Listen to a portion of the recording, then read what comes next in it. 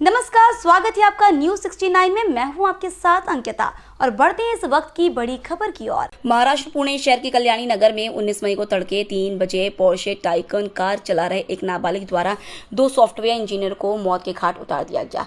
इस घटना के बाद पूरे देश में आक्रोश देखा गया। पुलिस ने नाबालिग के पिता बिल्डर विशाल अग्रवाल और नाबालिग को गिरफ्तार किया। इस घटना में जिन 2 सॉफ्टवेयर इंजीनियर की मौत हुई उनमें जबलपुर के अश्विनी कोष्टा और उमरिया जिले के अनीस अवधिया थे।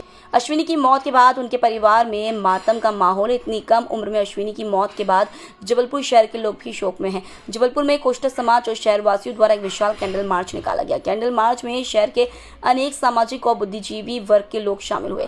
कैंडल मार्च में महिला और पुरुष हाथों में तख्तियां लेकर मीडिया का धन्यवाद कर रहे थे, तो वहीं दूसरी ओर हाथों में बैनर थामे लोग मृतका अश्विनी को न्याय दिलाने की मांग कर रहे थे। कैंडल मार्च में अश्विनी के परिवार के लोग भी शामिल हुए। कैंडल मार्च में शामिल लोग पुलिस प्रशासन, न्याय व्यवस्था और शासन से उचित न्याय और मुआवजा की मांग कर रहा है। अश्विनी के पिता सुरेश कोष्टा का कहना है कि इस केस को सुप्रीम कोर्ट के मुख्य न्यायाधीश की देखरेख में निपटाया जाए। आपको बता दें, पुणे शहर में हुई इस दुर्घटना में रोज नए खुलासे हो रहे हैं। एक तरफ आरोपी नाबालिग के पिता विशाल अग्रवाल ने पुलिस को बताया था कि पोर्शे कार उनका ड्राइवर चला रहा था। जब सच्चाई सामने आई तो पता चला कि नाबालिग शराब पीकर कार चला रहा था। आरोपी विशाल अग्रवाल ने अपने नाबालिग बेटे को बचाने के लिए अस्पताल से नाबालिग की ब्लड सैंपल रिपोर्ट को भी 3 लाख रुपए देकर बदल दिया था। नाबालिग के पिता विशाल अग्रवाल ने तो पोर्शे कार में तकनीकी खामियां बताकर अपने नाबालिग बेटे को बचाने का प्रयास किया। पोर्शे कार की तकनीकी टीम ने जब पुणे जाकर कार का निरीक्षण किया तो पाया कि पोर्शे कार के सारे इलेक्ट्रॉनिक्स पार्ट बेहतर काम कर रहे थे।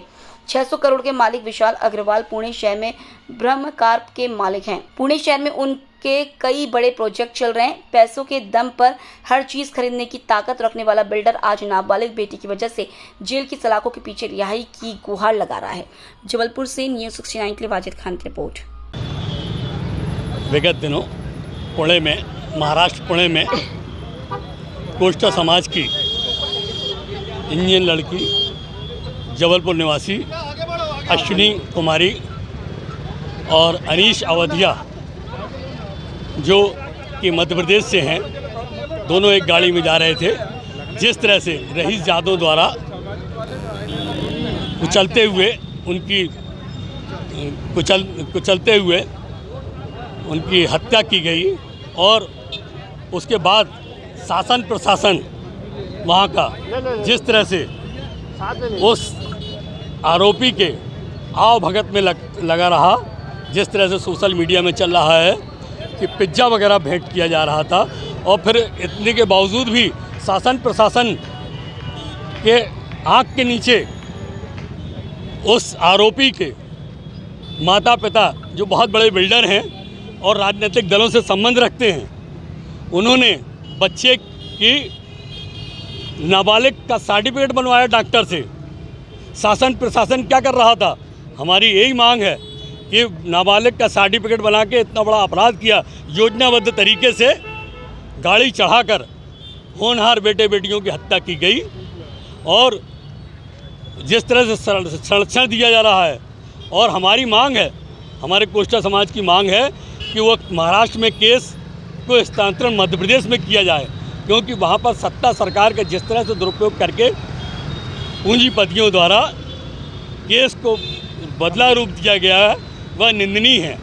और हम आज कोष्टा समाज द्वारा मृत आत्मा की शांति के लिए श्रद्धांजलि सभा आयोजित की गई है और कैंडल मार्च का आयोजन करके हम मौन जुलूस निकालकर शोक संवेदना व्यक्त कर रहे हैं। कहाँ तक निकाला? और ये सिविक सेंटर से प्रारंभ हुआ और 3 पत्ती चौराहा, मालवी चौक होते हुए फिर सिविक सेंटर पहुंचकर वहां पर समापन होगा।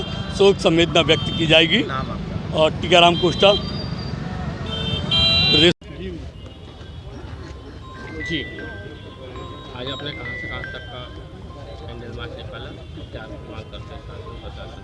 हम लोगों ने यहाँ मालवी चौक से लेके यहाँ पर सिविक सेंटर तक के लिए शांतिपूर्ण तरीके से मेरी बेटी अश्विनी को न्याय दिलाने के लिए शांतिपूर्ण तरीके से कैंडल मार्च हमारी समाज की तरफ से निकाला गया है, कोष्टा समाज की तरफ से। और कौन कौन से इसमें दल भी शामिल हुए जो आपका समर्थन किए? नहीं, अभी कोई राजनीतिक वो तो है नहीं, ये तो समाज का था। वैसे विभिन्न समाज के और सभी लोग जो मेरे स्नेही जन जो है ना, सभी शामिल हुए हैं। ऐसा कोई राजनीतिक मंच नहीं है। आप क्या चाहते हैं कि कठोर से कठोर कोई पर कार्रवाई और क्या कमी रह गई है शासन प्रशासन में? जो शासन प्रशासन तो अब ऐसा है, अब आज की डेट तक तो सब ढीला ढाला कार्यक्रम चल रहा है। मेरी वो मांग है कि मतलब थोड़ा जल्द इसमें कार्रवाई की जाए और जल्द से जल्द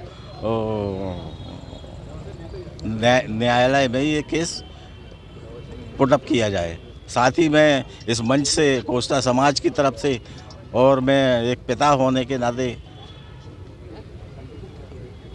मुख्य न्यायाधीश, सुप्रीम कोर्ट के मुख्य न्यायाधीश महोदय से निवेदन करना चाहता हूं कि इस केस को, चूँकि इस केस से पूरे देश की विचारधाराएं जुड़ चुकी हैं, तो इस पर विशेष रूप से निगरानी करके इस केस को निपटारा किया जाए। इस केस का सुरेश कुमार कोस्टा, अश्विनी। इस खबर पर आपकी क्या है राय, हमें कमेंट सेक्शन में जरूर बताएं। तब तक के लिए धन्यवाद।